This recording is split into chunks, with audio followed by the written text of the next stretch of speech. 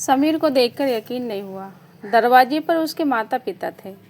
माँ का पैर टूटा था, प्लास्टर चढ़ा था, जैसे तैसे सहारे से खड़ी थी।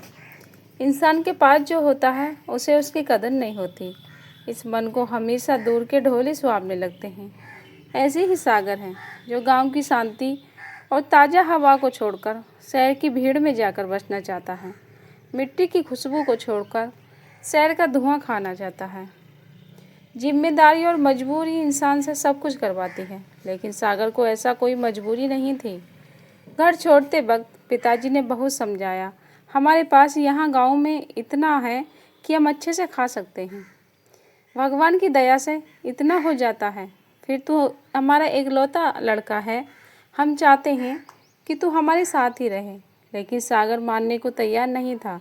पिताजी से कहा कि आपने पूरी ज़िंदगी गांव में गुजार दी, मैं नहीं चाहता यहाँ रहना। पिताजी ने कहा कि हमने जो भी कमाया है तेरे लिए ही तो है, और फिर यहाँ की ज़मीन, घर और पशुओं को छोड़कर तू वहाँ जाकर छोटी सी नौकरी करना चाहता है।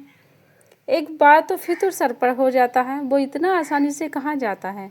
जवान बच्चे यह भूल जाते हैं कि माता पिता जो बात कर रहे हैं वो सिर्फ बात नहीं है, उनका अनुभव भी है।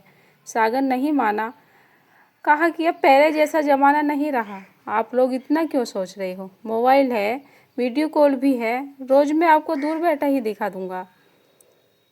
सागर नहीं माना और शहर जाकर एक छोटे से प्राइवेट नौकरी करने लगा। 8 से 10 घंटे की नौकरी से उसे 15,000 मिलते थे। माता पिता को कहाँ वो नौकरी करने लगा। पिताजी ने फिर समझाया, बेटा हमें तेरी याद आती है, घर आ जा। सागर नहीं माना तो शहर की ज़िंदगी जीना चाहता था। सागर की माँ भी परेशान थी, लेकिन उसके पिता ने उन्हें समझा कर देने दो, उसे अपने मन की कुछ दिनों वापस आ जाएगा। आखिर कब तक वो हमारे अनुभव से चलेगा, उसे भी अपना अनुभव तैयार करने दो।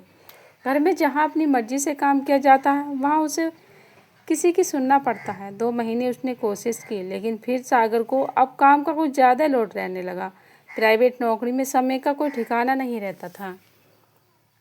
घर पर बात करना धीरे धीरे कम होने लगा। करीब 4 दिन बाद जब उसने अपने घर का फ़ोन उठाया तो उसके पिताजी बोले, बेटा ऐसा क्या काम करना कि फ़ोन पर बात करने का समय ही ना मिले। पिताजी बोले, बेटा तेरी माँ का पैर टूट गया 3 दिन पहले। सागर ने पूछा कि अब माँ कैसे ठीक है? पिताजी बोले, प्लास्टर चढ़ा है। सागर ने कहा, पापा आप वीडियो कॉल से बात करवा देना, अभी मुझे छुट्टी नहीं मिल सकती। गांव में ठीक से नेटवर्क ना होने के कारण वीडियो कभी रुकती है, कभी दिखाई देती है, इसलिए अधिकतर वो सिर्फ बातें ही क्या करते। लेकिन आज माँ के पैर टूटा था। माँ ने फ़ोन कर बेटे से बात कर ली। बोली, मैं ठीक हूँ और हर माँ की तरह तू कुछ खाता नहीं है क्या? तेरा कैसा मुंह निकल गया है? तेरे में कुछ दिन आ जाऊँ। अगर सागर अपने दोस्त के साथ एक छोटे से कमरे में रहता था। किराया ज़्यादा और जगह कम, इसलिए माँ को हमेशा मना करता था। जो गांव की ताज़ा हवा के आदि, उन्हें शहर कहाँ भाएगा। माँ से बात करने के 3 दिन बाद ही सागर की तबीयत खराब हो गई। काम पर भी नहीं गया। मैं कमरे में आराम कर रहा था। कई बार घर से फ़ोन आने पर उसने उठाया, तब उसकी आवाज़ से ही माँ समझ गई। बेटा बीमार है क्या? बोला, हाँ माँ, थोड़ा बुखार है। माँ ने फिर कहा, बेटा घर आ जा, थोड़े दिन आराम करके वापस चले जाना। सागर ने फिर आनाकानी की। अगले दिन सागर अपने कमरे में सोया था, तब दरवाजे पे खटखटाने की आवाज़ होने पर दरवाज़ा खोलता है। दरवाजे पर उसके मम्मी पापा थे। सागर का प्लास्टर अभी भी था, सहारे से साथ चल रही थी। सागर को विश्वास नहीं हुआ कि ऐसी हालत में और दर्द में उसकी माँ यहाँ आ जाएगी। माँ तुम ऐसे क्यों आई? वीडियो कॉल पर बात कर लेते। बेटे की बात ख़त्म होने से पहले, अरे आग लगे तेरे फ़ोन, उसमें अच्छा नहीं दिखाई देता।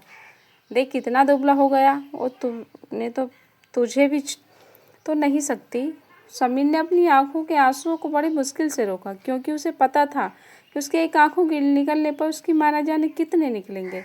माँ बोली, बेटा तू नहीं आ सकता होगा, हम तो आ सकते हैं, हम किसी से पूछने नहीं होता। माँ बाप का दिल तू तब समझ पाएगा जब तेरी कोई औलाद होगी। सागर के पिता बोले, बेटा तुझ पर ज़्यादा दबाव डालकर वापस ले जाना नहीं चाहते, क्योंकि मुझे लगा कि शायद इसमें भी तुझे कुछ अनुभव होगा।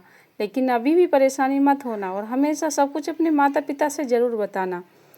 और जब भी घर आ तब आ जाना। आखिर में सागर ने इन सबसे भी सीखा वो कितना खुशकिस्मत है, उसके पास ऐसे माता पिता हैं। साथ ही मजबूरी नहीं है काम करते रहने की, जब चाहे वापस घर जा सकता। वो अपने माता पिता से ज़्यादा प्यार करने लगा था। दोस्तों, कहानी कैसी लगी कमेंट करके ज़रूर बताएं। धन्यवाद।